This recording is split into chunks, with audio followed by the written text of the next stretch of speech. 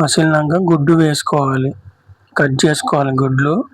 Hi అండి, శనగపప్పు మరియు 3 గుడ్లు చేయబోతున్నాము. బాయిల్ అవుతుంది.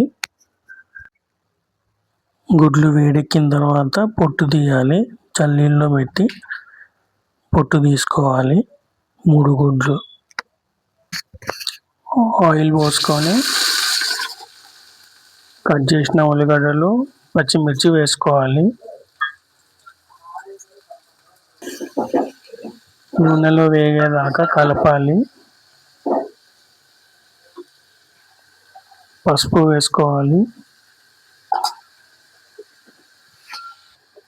అల్లం పేస్ట్ వేసుకోవాలి.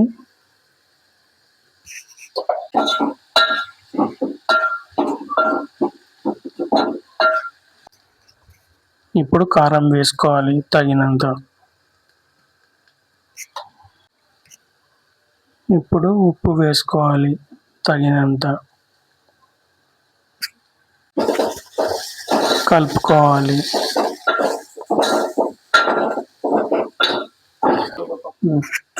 శనగపప్పు వేసుకోవాలి.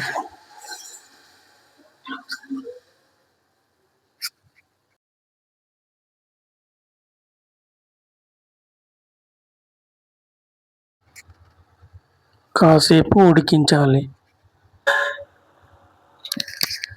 ఇప్పుడు మసిలినాక గుడ్డు వేసుకోవాలి, కట్ చేసుకోవాలి గుడ్లు.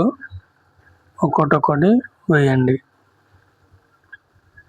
ఇదండి, అయిపోయింది ఎగ్ కర్రీ. లైక్ చేయండి, సబ్స్క్రైబ్ చేయండి.